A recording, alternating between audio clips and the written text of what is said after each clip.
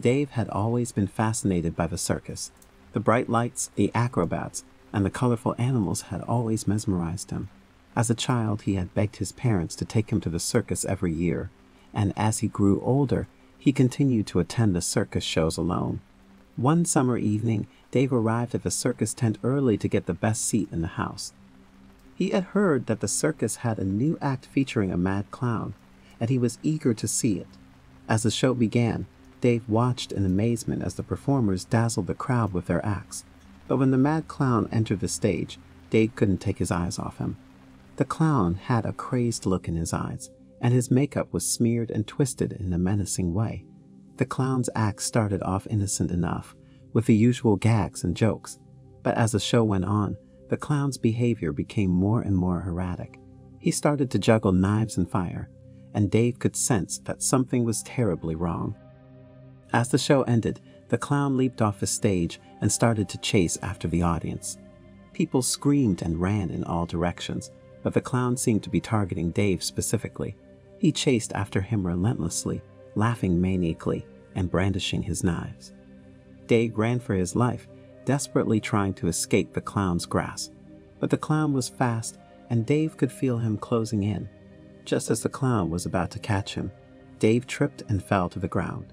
As he lay there, helpless and defenseless, the clown loomed over him, his eyes blazing with madness. Dave closed his eyes, expecting the worst, but nothing happened. When he opened his eyes, the clown was gone. Dave stumbled to his feet, confused and disoriented. He made his way back to his car, trying to make sense of what had just happened. As he drove home, he couldn't shake the feeling that he had narrowly escaped death. Over the next few days, Dave couldn't stop thinking about the mad clown. He scoured the news for any reports of the incident, but there was nothing. No one else seemed to have seen the clown, and Dave began to wonder if he had imagined the whole thing. But then, strange things started to happen. Dave would wake up in the middle of the night to find his windows open, even though he knew he had closed them before going to bed. He would hear strange noises coming from his attic, and sometimes he would catch a glimpse of a twisted clown face in his dreams. Dave tried to brush it off, telling himself that it was just his imagination playing tricks on him. But then one night, he woke up to find the mad clown standing at the foot of his bed.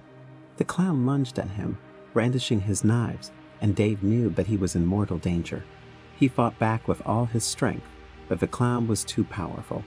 Just as he thought he was going to die, Dave managed to grab a nearby lamp and smash it over the clown's head. The clown stumbled back, stunned, and Dave seized his chance to escape. He ran out of his house and into the street, screaming for help. When the police arrived, they found no trace of the mad clown. In the days that followed, Dave struggled to come to terms with what had happened. He knew that he had narrowly escaped death, but he couldn't shake the feeling that the clown was still out there, somewhere, waiting to finish the job. One night, as he lay in bed, Dave heard a faint scratching at his window. He got out of bed, heart pounding, and peered outside. To his horror, Dave saw the twisted face of the mad clown staring back at him through the glass. The clown was perched on the window ledge, his eyes glowing with insane light. Dave stumbled back, his heart racing, and reached for his phone to call the police. But when he looked back up, the clown was gone. Dave knew that he had to act fast if he wanted to survive. He packed a bag with some essentials and drove to a nearby motel, hoping to lie low and wait for the police to catch the clown. But as soon as he checked in, he realized that he was not alone. The motel was eerily quiet, and the other guests seemed to be avoiding him. Dave tried to shake it off, telling himself that he was being paranoid, but then he heard the faint sound of laughter coming from down the hall. He followed the sound, his heart pounding in his chest, and came to a locked door. He could hear muffled screams coming from the other side, and he knew that he had to act fast. Dave kicked down the door and burst into the room, only to find himself face to face with the mad clown. The clown lunged at him, his knives flashing in the dim light, and Dave knew that he had only seconds to act. He grabbed a nearby lamp and swung it at the clown's head, striking him with a sickening thud. The clown stumbled back, dazed, and Dave took his chance to flee. He ran out of the motel, not stopping until he reached a safety in the police station. When he told them what had happened, they launched a full-scale search for the mad clown. For weeks, Dake lived in fear, never knowing when the clown would strike again. But eventually, the police caught the clown, who turned out to be a disgruntled former circus performer seeking revenge on the circus for firing him. Dake was relieved to know that the clown was behind bars, but he knew that he would never forget the terror of those days. He vowed never to attend a circus again, and he made a point of warning others about the dangers of getting too close to the mad clown. Despite the clown being caught, Dave couldn't shake off the feeling that he was still being watched. He was paranoid, always looking over his shoulder and never fully at ease. One night, while he was walking home from work, he heard footsteps behind him. He turned around, but there was no one there. He quickened his pace,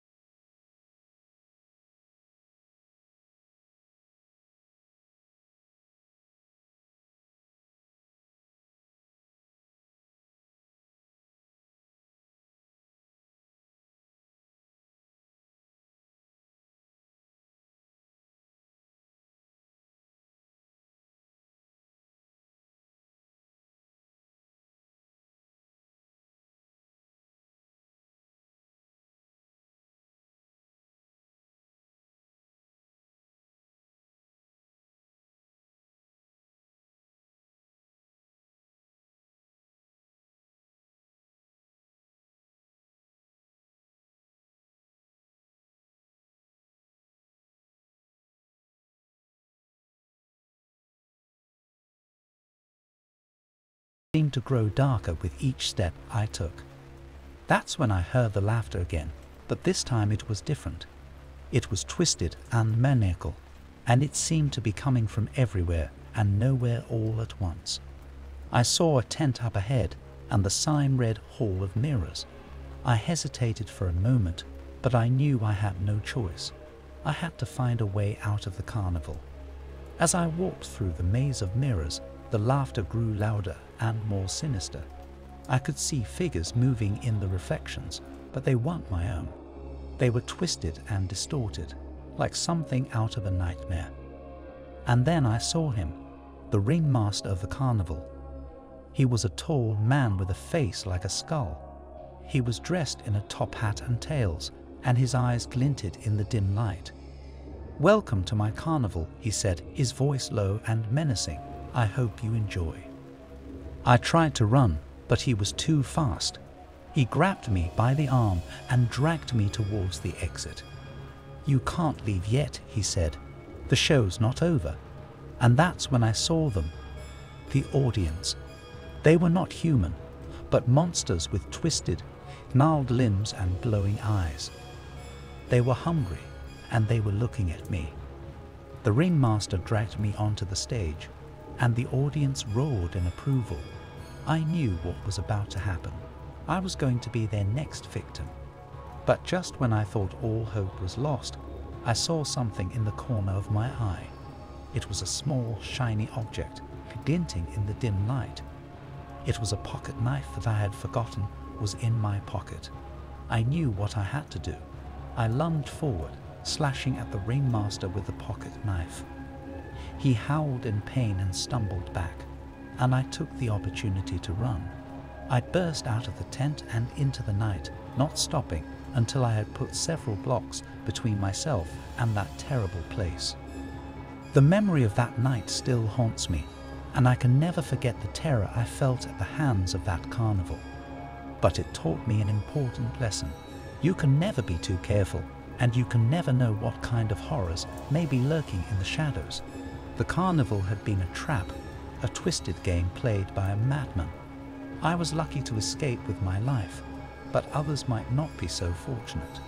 I reported the carnival to the police, but they found nothing. The carnival had vanished into thin air, leaving no trace behind. But I know what I saw. I know what I experienced. And I will never forget the feeling of being trapped, alone and vulnerable, in a sinister carnival. The memory of those glowing eyes and twisted limbs still haunts me to this day, and I often wonder if the carnival will ever return, or if it was just a figment of my imagination. But one thing is certain. I will never be the same again.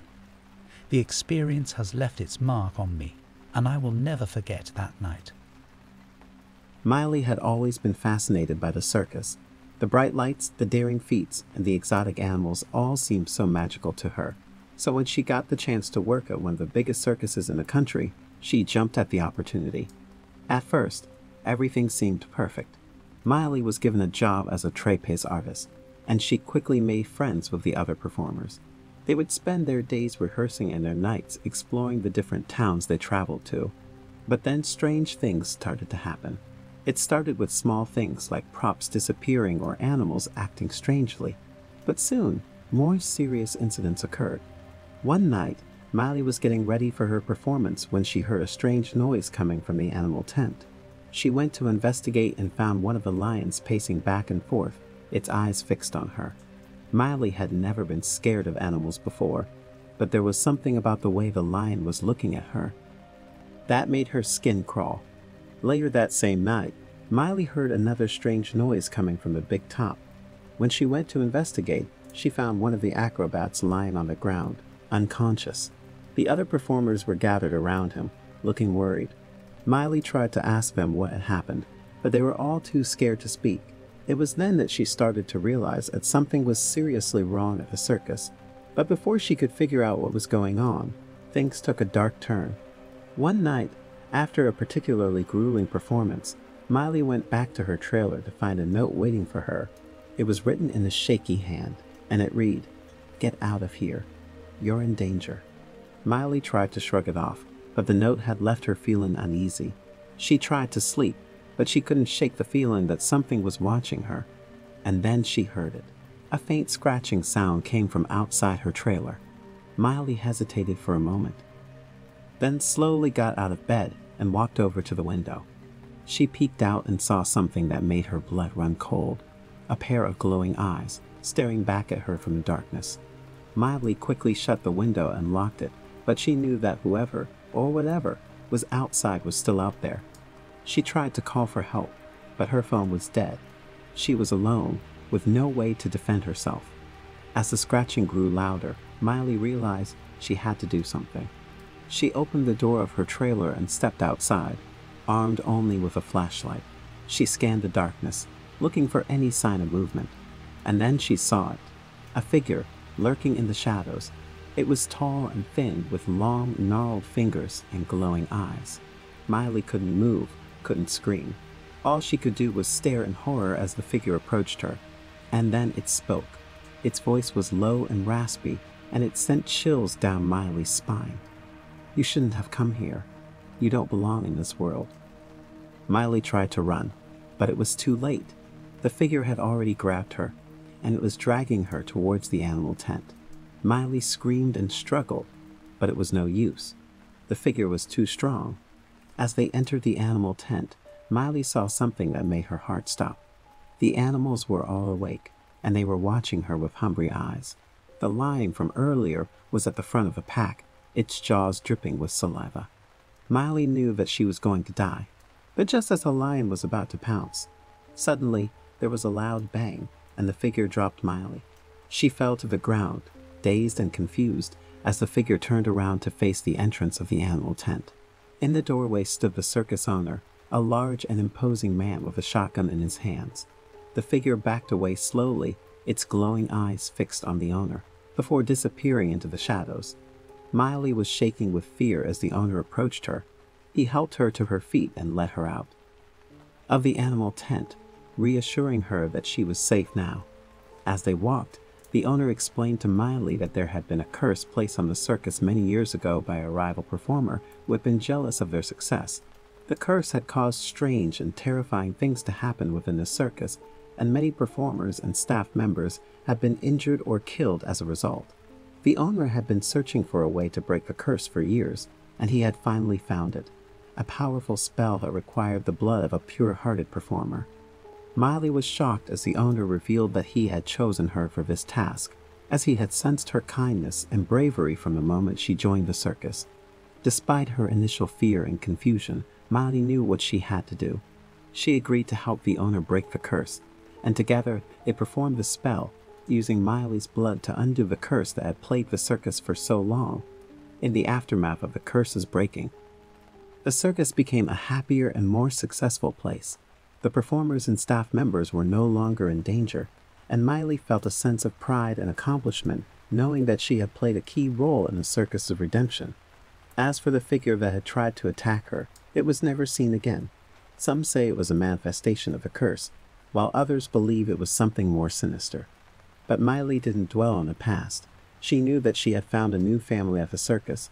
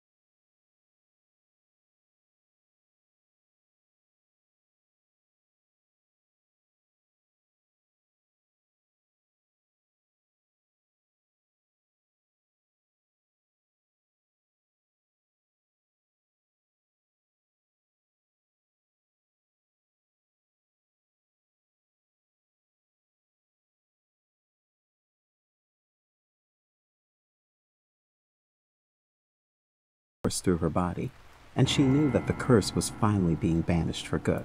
When the spell was finished, Miley collapsed to the ground, exhausted but triumphant. She knew that she had saved the circus and everyone in it. In the days and weeks that followed, the circus returned to its former glory. The animals were calm and content, and the performers and staff members felt safe and happy once again. Miley felt a sense of peace knowing that she had put an end to the danger that had haunted the circus for so long.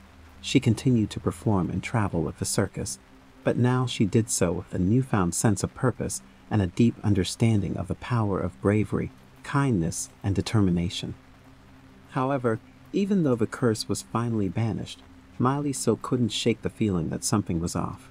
She had been so focused on saving the circus that she hadn't given much thought to what had caused the curse in the first place.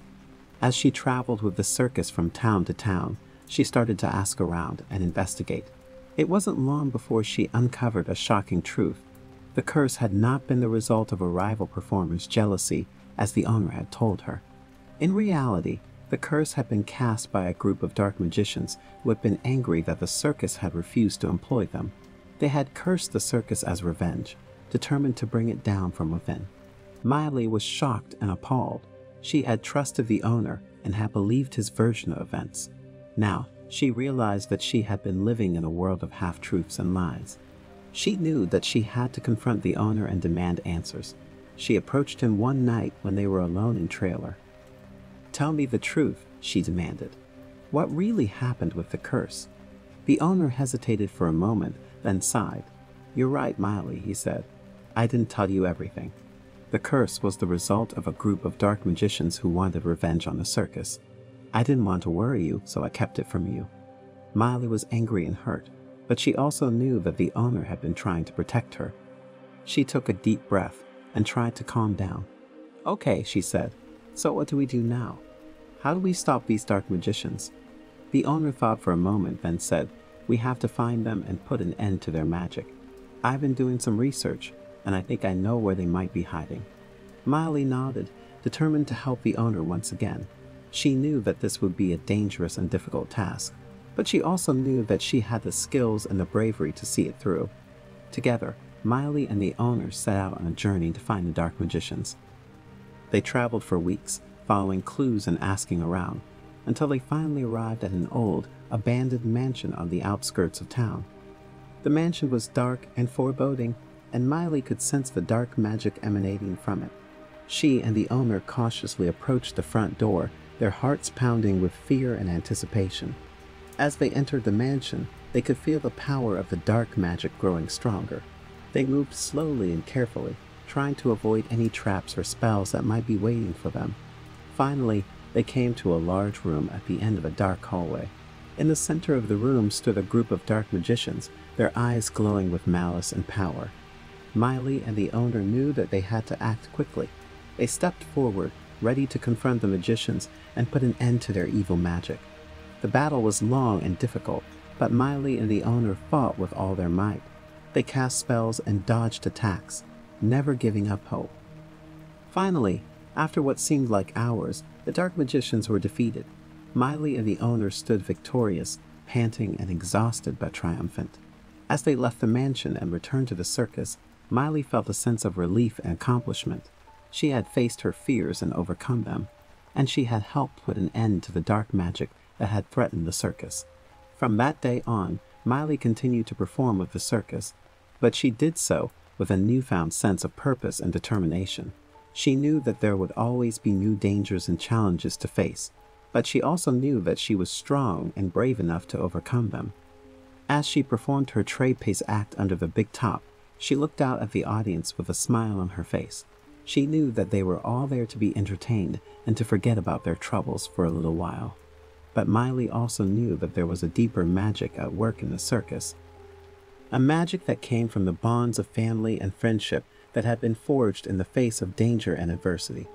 She felt a deep sense of gratitude and pride for the circus and everyone in it, and she knew that, no matter what the future held, she would always carry that magic with her. As she landed on the safety net and took her final bow, Miley knew that she had found a true home in the circus, a place where she could be herself and where she could face any challenge that came her way. And with that, she left the stage, ready to face whatever adventures lay ahead.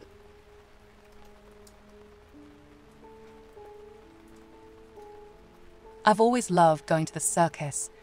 When I was a kid, my family would take me to see the acrobats and the clowns, and I loved every minute of it. So when I saw an ad for a traveling circus coming to town, I jumped at the chance to relive those memories.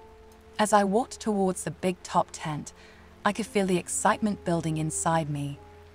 The air was filled with the smells of popcorn and cotton candy, and the sound of music and laughter echoed in the distance. When I reached the entrance, I bought a ticket and stepped inside. The tent was packed with people, all of them eager to see the show. I found a seat near the front and settled in, eagerly anticipating what was to come. As the lights dimmed, I felt a rush of anticipation. I was ready to be dazzled. The show began with a group of acrobats, their bodies twisting and turning in the air. I was amazed by their skill and grace, and I couldn't help but gasp in awe as they performed their daring stunts. Next came the clowns. I had always loved the clowns, with their painted faces and their silly antics. I watched as they ran around the stage, slipping on banana peels and squirting each other with water. The audience roared with laughter, and I couldn't help but join in. But then the final act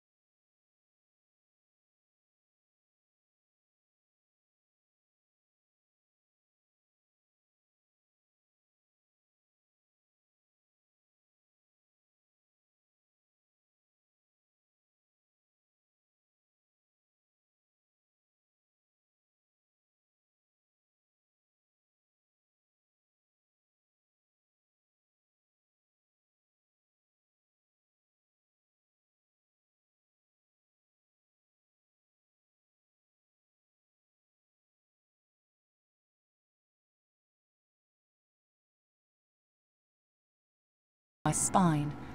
I tried to close the door, but he put his foot in the way, preventing me from shutting it. "Leave me alone," I shouted, but the clown just kept staring at me.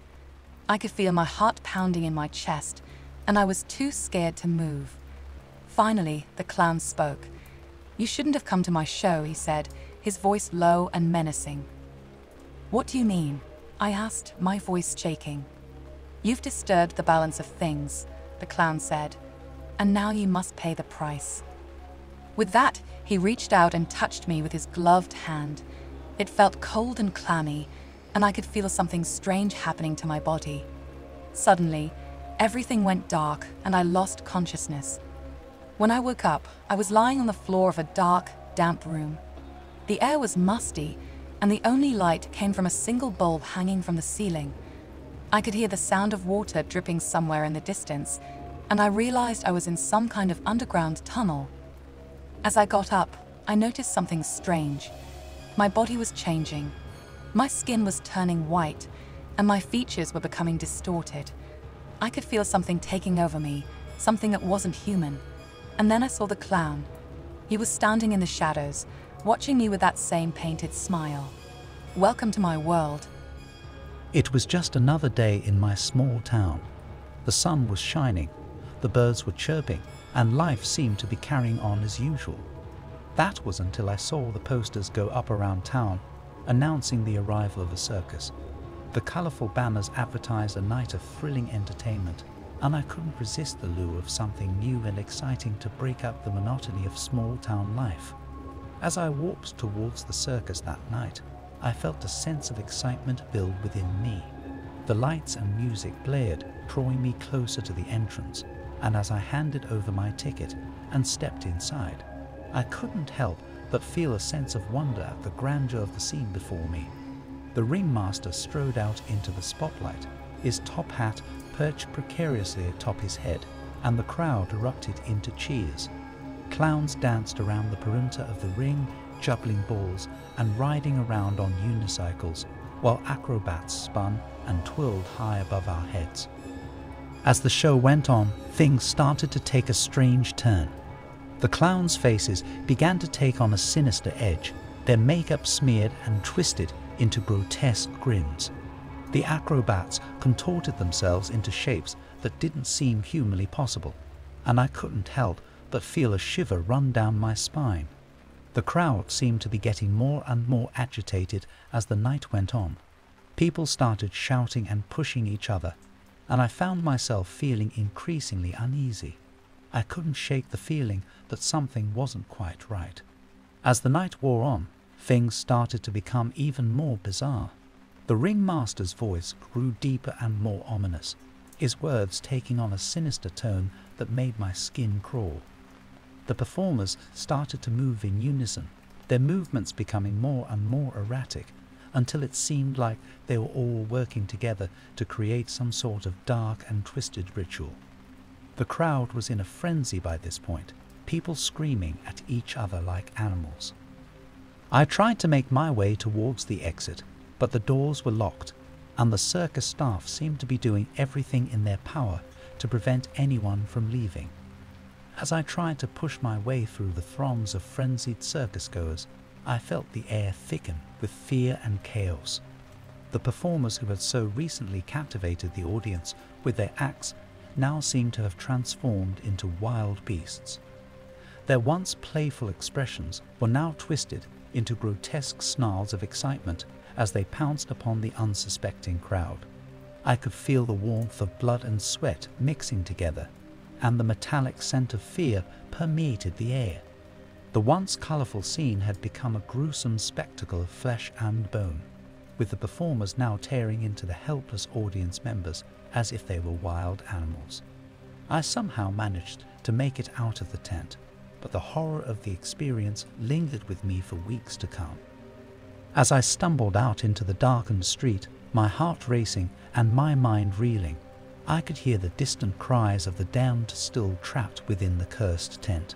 The silence outside was eerie, almost as if the world was holding its breath in anticipation of the horrors that had just unfolded.